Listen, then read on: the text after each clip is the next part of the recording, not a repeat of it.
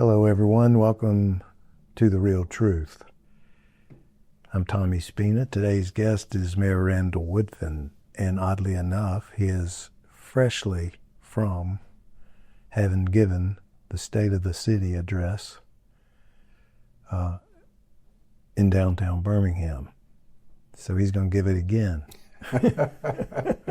in part. That's good. Welcome to our show, The Real Truth. Glad to be here. We want nothing but the real truth. I think I can provide that to you. For our listeners, I've taken a couple of weeks off for the Christmas holidays, and so we've not had a show since then, but this is our first show of season 2.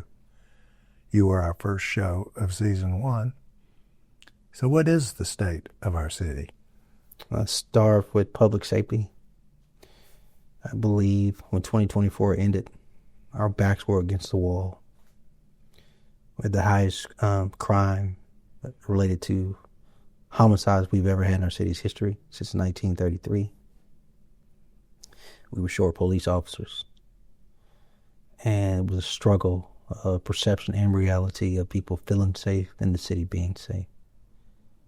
And what I realized we needed to do in that fourth quarter of 2024 is not only to have a new police chief, or at the time it was interim chief Michael Pickett, who came up with the 8-point crime plan, but also use my convening power to usher in all stakeholders, corporate community, civic leaders, small business owners, entrepreneurs, civic leaders, and community-minded folk. They all came together. And they made about 82 recommendations to me and the council. On top of those two things, a $16.1 million police recruitment plan. All of those things happened the last quarter of 2024. And so we took all of that, we combined it all, and we're able to execute in 2025. And as a result, I can tell you now in 2026, the work of 2025 included going from our police force strength being in the 70th percentile to being fully staffed. We hired over 260 officers in 1 year. This last class being the largest class we've ever hired in our city's history. On top of that, we got homicides down 43% year to date in 1 year. But even better than that, we gave some sense of hope and closure to families where almost 90% clearance rate. That meant if there was a homicide, 9 out of 10 of them, we found the shooter and killer and got them off our streets. That is impressive work, thanks to our police chief, Michael Pickett, and all the men and women in blue at Birmingham Police Department. That's a huge thank you to Raph Williams and Lee Steislinger, the co-chair of the Crime Commission report, General Roper, John McMahon, so many others whose names I did not name. Uche Bean, Latonya Tate, so many people put the work in. But this city is safer. Overall crime is down 5%. And we already started 2026 off year to date. This January already being better than January 2025. But crimes against persons and crimes against property being lower. You think police presence plays a big role in that number? Police presence and police response time, yes. Response time. Both, presence and response. So we put some things in the air too, I assume. I think I've read about that. Yeah, additional technology advancements, more cameras, etc. But let's be clear, Tommy. Even though we have homicides down almost 50%, half in 1 year, which is impressive, so many homicides occur where police can't be. A minimum of 40% of the homicides took place where police can't be. Inside a home, inside an apartment, inside a business, or inside a car where two people actually knew each other in that car, and the shooting wasn't discharged outside the vehicle in it. The discharge came from inside the vehicle. We have to have realistic expectations of public safety and what we expect of our officers. We need to be fully staffed and full strength, and they need to have response time, and they need to be proactive. The SET team alone made thousands of felony arrests going after the most violent criminals. And I think that definitely suppressed and decreased crime. But we also had to talk about conflict resolution, and so many of these homicides occur between people who knew each other and in places where police will never be. Well, I've seen it reported in the paper or on AL.com. We don't have a paper anymore. Mm-hmm. I'm dating myself. All the things you just said, and it does give you a sense of security. It's important. Reading some things about City Walk that trouble me. Yeah, troubles me too, Tommy. What's going on down there? I mean, I think we can't get some help. I think it's simple. The city of Birmingham is willing to help, but it's not our responsibility. First of all, it's beautiful. It is amazing. It is an urban park that the state capitulated to doing after being sued, and I was one of the plaintiffs in the case at the time as a resident in the footprint. And we wanted equity and we wanted fairness as it relates to neighborhoods and the highway separating neighborhoods. As a result, in a compromise and an agreement, the state of Alabama, on their state property, on state right-of-way, agreed under the state interstate to build a state-of-the-art park. And I want to be very clear. It is 100% their property. It's not a city park. It's not a neighborhood park. It's not a county park. I want you to think of Oak Mountain. I want you to think of a rest stop off the interstate for the state of Alabama. It is state property. They're responsible for maintaining it. They're responsible for its functions. But the BJCC did them a solid. Agreed to manage the space on their behalf. They asked me to manage it, and I said no, because I knew they would try to stick me with the bill for something that I am not financially responsible for. Am I willing to help? 100%. I'm willing to give city tax dollars in conjunction with the county, in conjunction with the private sector, in conjunction with BJCC. But the ultimate organization responsible with our public tax dollars for making sure that park is kept, nice, maintained, is the state of Alabama. And it should be treated like Oak Mountain or any other state park because it's state property. I'm not sure how you're trying to negotiate your way out of that. And I'm not sure the games certain county commissioners are playing, or a certain county commissioner is playing, related to this notion that is not the state's responsibility. And all we did was ask the county to help. And when I say we, this same county commissioner is on the BJCC board with me, and we're both we both have voting rights. So he knows, like I know, with the contract with BJCC, that this is state property. So I don't know how you turn around and make public statements and say this is a city park. It's not. It's a state park that's within the city limits of Birmingham and Jefferson County, which the last time I checked, BJCC stands for Birmingham Jefferson Civic Center. And from seeing Mr. Snyder's comments, he can't carry it all by himself. He shouldn't. It's not his responsibility. He's being nice. I'm on the board. My executive is being nice. But we got other things we're responsible for. The county has other things it's responsible for. The city has other things it's responsible for. We're willing to help, but we shouldn't be responsible for carrying it. Well, aside from the county, where does ALDOT come in? Which I guess that's the whole point. ALDOT should be coming in. If none of us gave anything, ALDOT should be coming in at 100% because it's their property. But as I said, we're willing, through a public-private partnership, BJCC, city, county, and the private sector, to come in at a certain percentage and let the state take care of the rest. And I know the private sector said yes. BJCC said yes. City of Birmingham said yes. I'm not honestly sure what's going on with the county. So yes, I'm very disappointed. But what about ALDOT? Have they said yes? And who pushes their button? That's a great question. Let me know when you find the answer. You want me to start looking? No, you don't have to. I have to deal with them sometimes because where we broadcast from is across the street from the Red Mountain Expressway. Yes, sir. and some of that state property. Taking a step backwards and a step forwards, you talked about crime reduction and what your perspective is on how that accomplishment occurred. Take it on a broader scale with what's going on nationally in some cities where ICE has, from my perspective, created more problems than they solved. Yeah.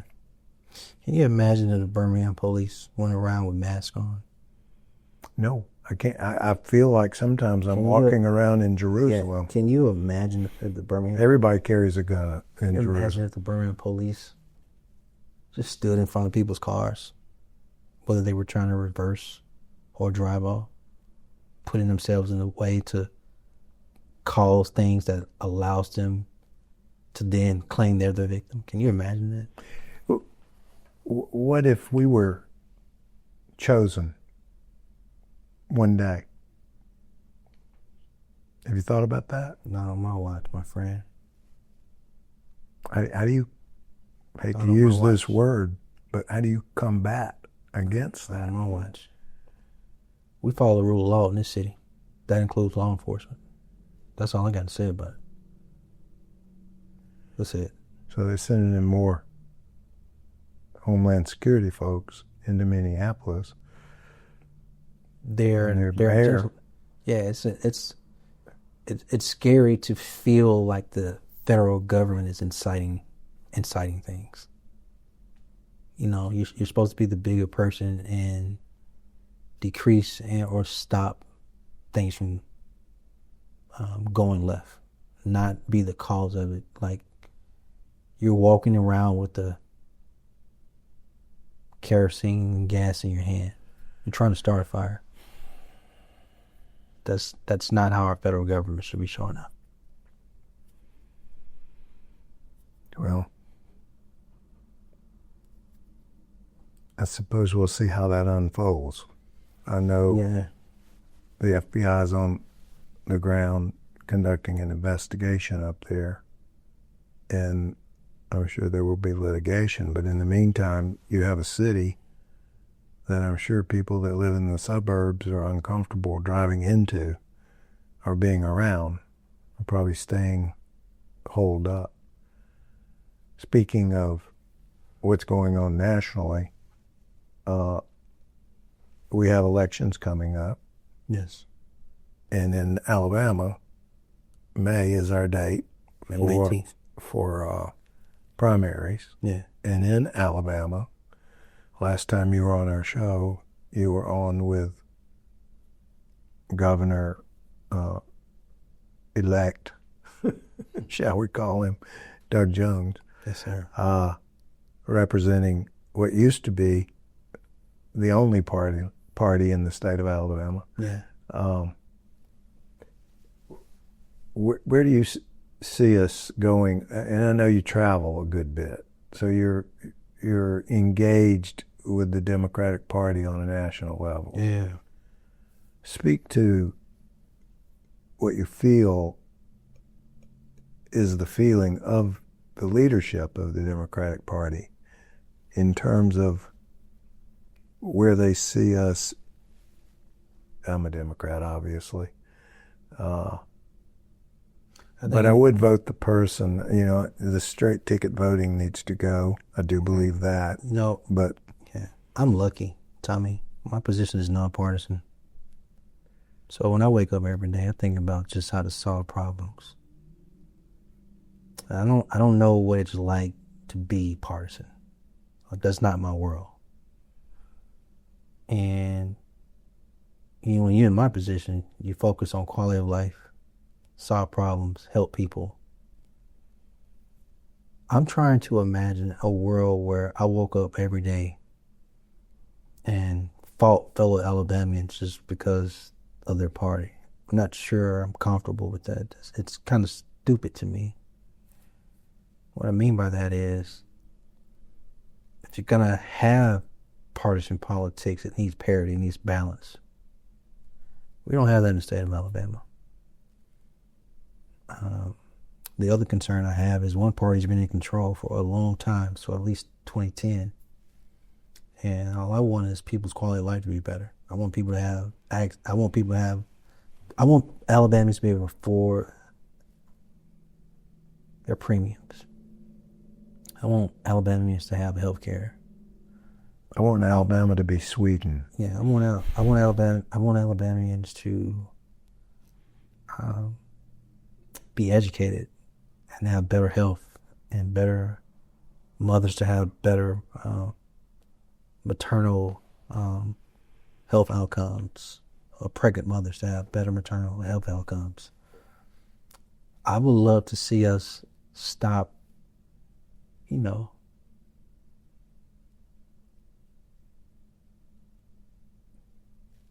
I would love to see quality of life work for everybody in the state. That's what I desire. Well, the session started today. And all well, my bills are focused on neighborhood revitalization. So, I'm not sure I'm the best person to speak to party politics because I'm not in it. I don't necessarily have a feel for what's going on in party politics. Yeah, I was just about to bring that up. The fact that our state of Alabama legislative body first session was, I think, yesterday. Today. Yeah, they Today's kick January. off at 12. Today's the 13th. Some people are saying their mission is to get out of there so they can get back to campaigning for the May primary. I would definitely say 2026 is very different from 22 in the sense that a lot of people are being challenged this year. Well, I was just looking at the legislative bills that are pending this morning when I woke up. There's some pretty obscure bills pending. Yeah. Some criminal.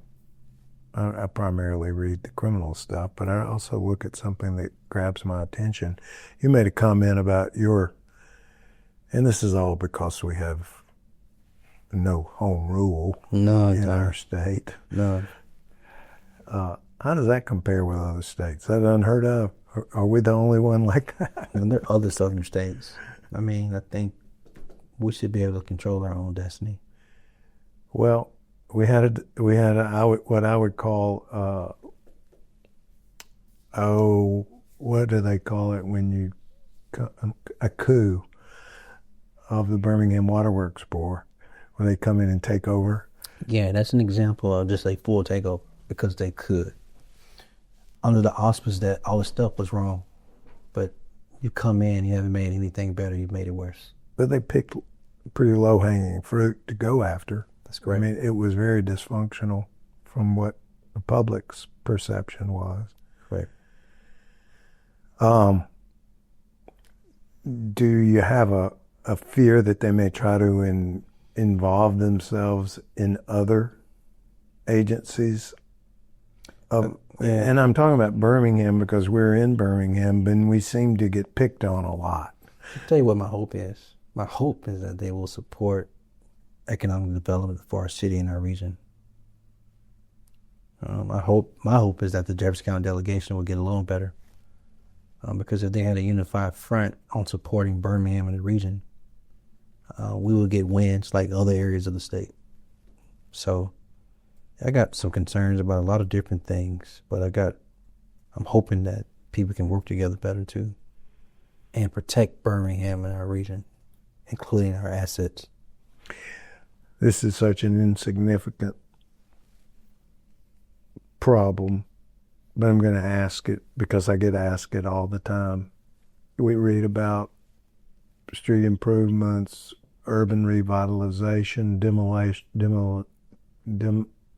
what's that word? Demolition of properties. And all I ever hear, my office is located on South Side. I'm one block off of Highland Avenue. There's a large voting block just on the other side of Red Mountain Expressway here. And all I ever hear is, why can't we get Highland Avenue paved? Yeah, it's a great question. It's happening, isn't it? Paving is happening citywide. So to be clear, Highland Avenue will be paved this year. And you're talking about the portion right off the 21st Street exit going right, leading into the park. That portion will be paved. It's long overdue. I can tell you this. Since I've been mayor, we've spent $114 million in street paving. We've looked it up. We've verified it. And I've had several departments check this. That is more than my prior 3 predecessors combined. So no one can say we're not paving. But it probably doesn't feel like that to people because, unfortunately, administrators didn't pay for so long, which sucks. And Puts us behind. And some of the paving is taking places where these people aren't. A lot of paving is taking place where people aren't. We spread the love, spread out throughout several of the districts. They don't understand that. People only care about their route. Exactly. What's in front of their house. So I get that. Yeah. Mm-hmm. What about our viaducts and bridges? Who has control of those? Under where you see the trash, where you see unhoused people, where you see crazy activity, state of Alabama. That's AlDOT again. That is the Alabama Department of Transportation again. Will I ever get to drive down Arrington to the courthouse in my lifetime? I'm not getting any younger. It's a good question, Tommy. I'll tell you that I'm not sure the exception's been done, but there's been ample conversation around studying to see what's most viable, what's realistic. Open back up to vehicle and traffic, or some type of pedestrian bridge that you activate and incorporate it, if you would, into Rotary Trail. So, well, I know that if we tried to fix the bridge, you would have to remove you have to remove it in its entire form now and have something new. And everything people tell me is cost prohibitive. If I'm only spending $15 million a year on average paving citywide, $114 million over 8 years spread out citywide, you're telling me this project has to be anywhere between 60 and 70 million. That's not equitable. That's one little space, and I'm not sure it's even half a mile, maybe. But from a resource standpoint, I'm not sure how we justify that. What I do know is that you got 19th to get north to south. You have 20th to get to north and south. 24th. 20th Street. You have 24th as well. Yeah, you have several. Well, you start one ways, but we should know this. You know, we had the rail car system up until 1953, and as I understand it from the Kiwanis meeting, from a historical standpoint, we had the second largest above ground rail cart system behind San Francisco. And then you know what happened to Birmingham in the 60s as it relates to going to interstates. Right. And that kind of changed a lot of cities, ingress, egress, pushing people in the city in the morning and pushing them out for their commute in the afternoon, and everything went to one ways. But our streets weren't always one way, Tommy. They used to all be two way. 4th Avenue North, 5th Avenue North, 3rd Avenue North. As you can see on certain portions of, is it 2nd Avenue? When you get west, it goes back. Yeah. Wasn't always like that. That's to get people to 65. That's to get people to 31. That's to get people to 2059. Wasn't always like that. You remember that picture I sent you of me standing on a bridge in England? Yeah. That was built in 1600. and I asked you, why can't we get the viaduct back open? I think I told you then it was cost prohibitive. You mentioned the rail system. Yeah. John Catapodis, at one point of his political career here, and subsequent to that, I do believe, was on to trying to develop a rail system from here to Atlanta. I don't know if that's a good thing or a bad thing. I think it's a good thing for Birmingham. This is a good thing. I mean, I don't want people. I think it's a good thing. I think people who live in an Atlanta area are priced out. I think some of them want a slower family quality of life. I think it's a good thing. Well, the rails are there. They are there. We have you can tell the beds and from the history of the grid system. It's a beautiful thing, actually. That's how you got the Atlanta Beltline in Atlanta. All it took is an old rail system, trail system, uprooted it, laid out some slab, made it walkable, bikeable, and then that drove economic and community development around it, from multifamily housing to all forms of housing, duplexes, triplexes, etc., to ownership as well, not just renting, to commercial, grocery, you name it. And young people, older people, elders, skate on the trail, walk on it, bike on it, run on it, relax on it on the bench. And that's literally all from a rail trail. So, Birmingham has a very unique system based on our natural resources here that produce steel from a transportation standpoint. We have those same strengths, if you will, as our grid.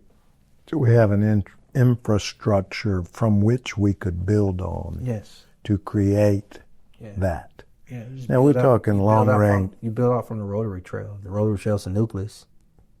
And then running east-west, you have the creek. I can't think of the name of the creek. Village Creek? Village Creek. That's where I grew up. Yeah, you run the trails along Village Creek because you already got some training along Village Creek as well. Yeah. All of a sudden, that's our version of that's our version of the Beltline, the Rotary Trail. And if you look at the Rotary Trail, man, if you just walk on it right now, you will see there are a minimum of 6 or 7 breweries on the trail. Few new restaurants. Definitely more multifamily housing. So it's coming. It's not at the speed we want. You mentioned recently publicly about some changes you wanted to make to transportation. Yes.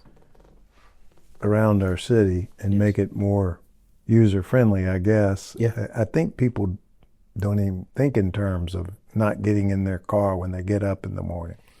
No. But you got to have points from which you can get to public transportation. I think in the South, Birmingham's not alone in this conversation. It's a heavy dependence on one mode of transportation. The car? Yeah, and what we're trying to say is that we support and believe in complete streets. City Council passed the ordinance in 2018. We started giving what's called road diets, where we shrink this massive intersection for all these lanes just for cars, and they felt safe. But what about the walker? What about the biker? What about 20th Street got that's a road diet. What about the mother with the stroller? What about the public transportation, whether it's a bus or via? So we're trying to make our roads work for all forms of mobility, not just one.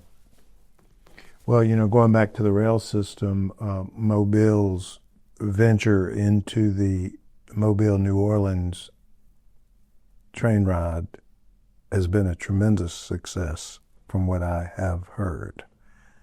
And we have Mardi Gras coming up. We got people that want to go see a Saints game. That's so cool, man. Trying to get to That's very cool. New Orleans is not where I'd like it to be, but I hope it changes. Missed the one-way flights, right? I miss them big. I remember those one-way flights. What was that, about a 45, 50 minute ride? 45 minutes. Can't beat that to New Orleans, man.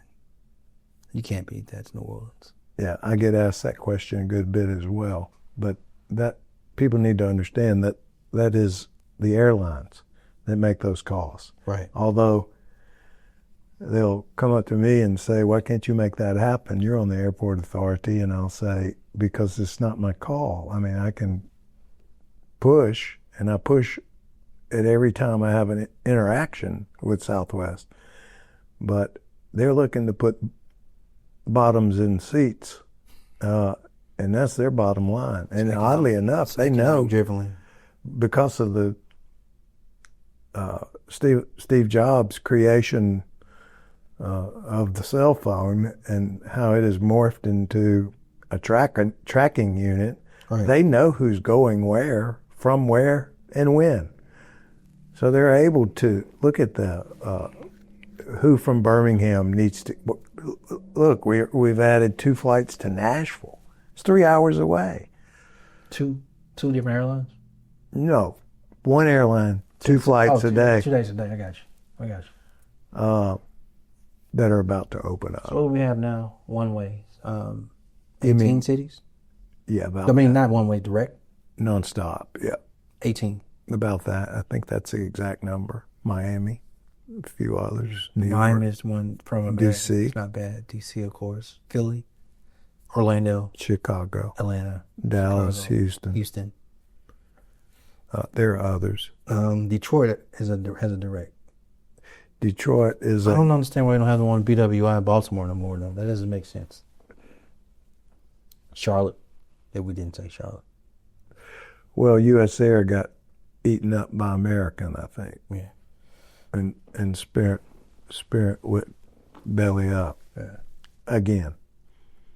So what do you foresee for the future, immediate future, in terms of, I do want this show to contemplate national issues.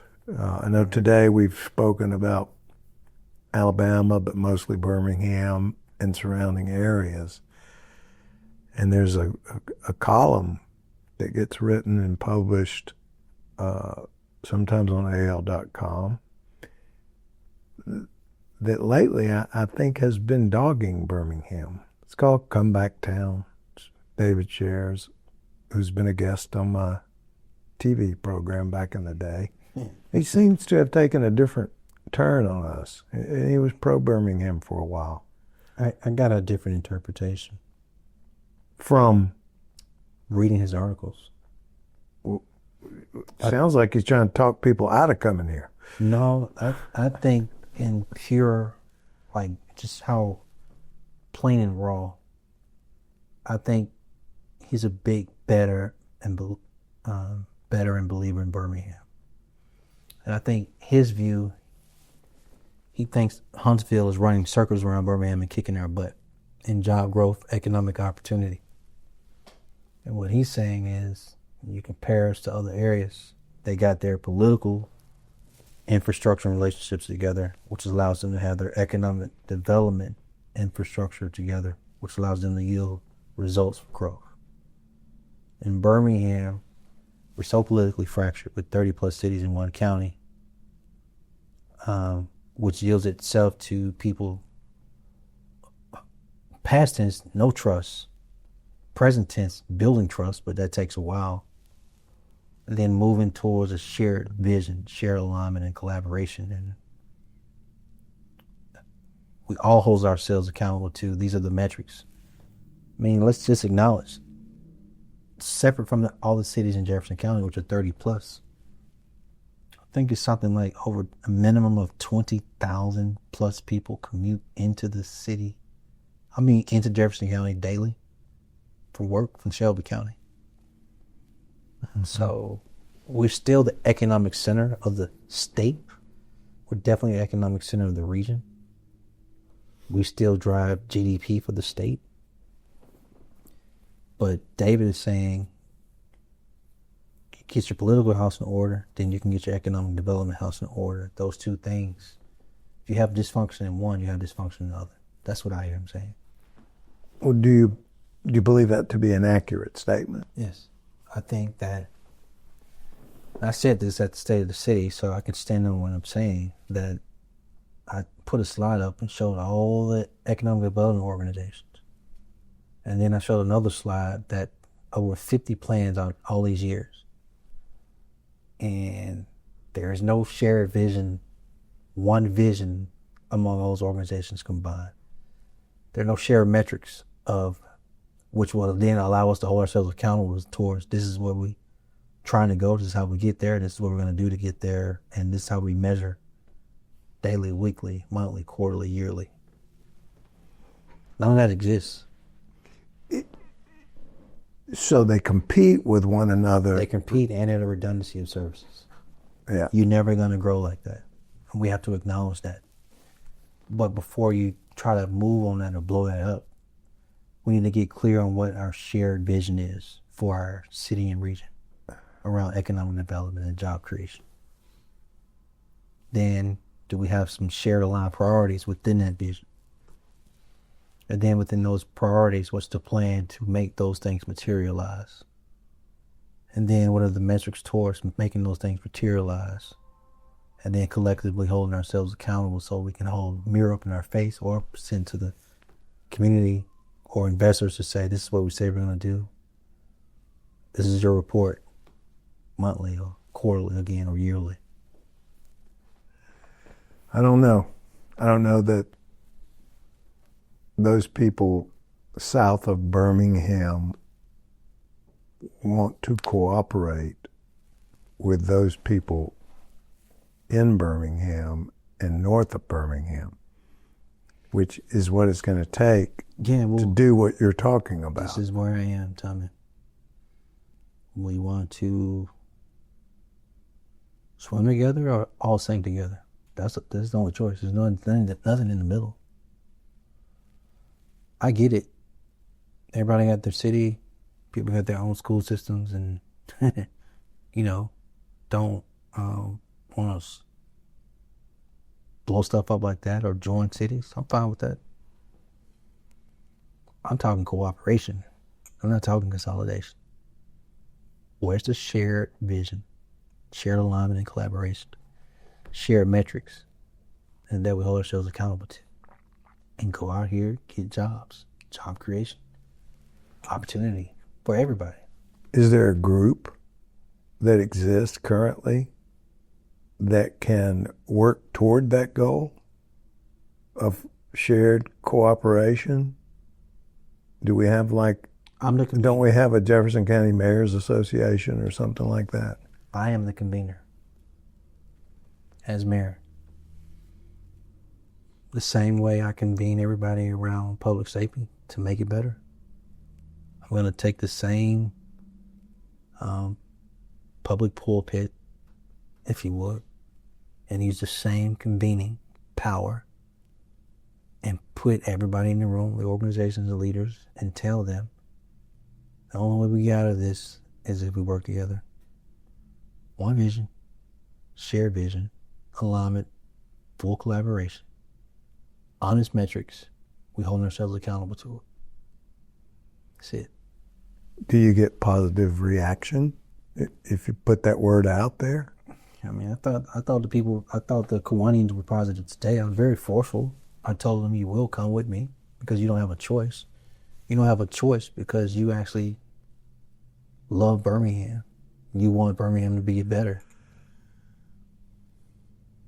Period.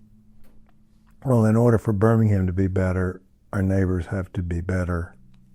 And what I see is our neighbors competing against Birmingham to make their neighborhoods better, to the exclusion of Birmingham. Mm-hmm. That's what it seems like to me. Now, the amphitheater, although it's a little difficult to get out of, it's not nearly as hard to get into. I think I found a route. I did a couple of test jobs. But I think it's opening up a corridor moving north in a positive way. And you recently announced something going on. I saw talking about building another venue in that area. Getting a developer. That's not the city of Birmingham driving that. It's private development. 100%. The the amphitheater, the protected stadium, the Legacy Arena were joint public-private partnerships. And in all three of those cases, the city was at the table, county at the table, state at the table, private sector, et cetera, et cetera. This venue looks promising, but, first things first. The debris has been sitting there. The dilapidation has been sitting there for a while.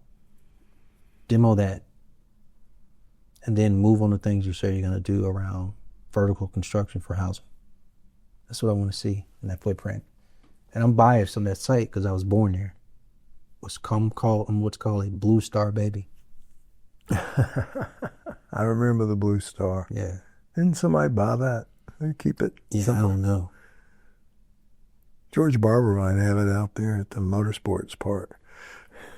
I don't know. It seems like somebody had it. Be a nice piece of memorabilia. Well, when I look ahead, I want to hear some optimism, if it exists. I don't know how it's like the old adage, I'm looking down the tunnel and I see the light, but it's a train coming at me. The optimism, Tommy, is in our next and younger generation. I have significant hope for their future. I like the progression the school system's going in. A couple years ago, the state releases a report card every year. We improved tremendously. They had a 71, now they're at a 77. So I expect them to have a B next year. A couple years ago, 15 schools, Tommy, had Fs. This year, only one school has an F.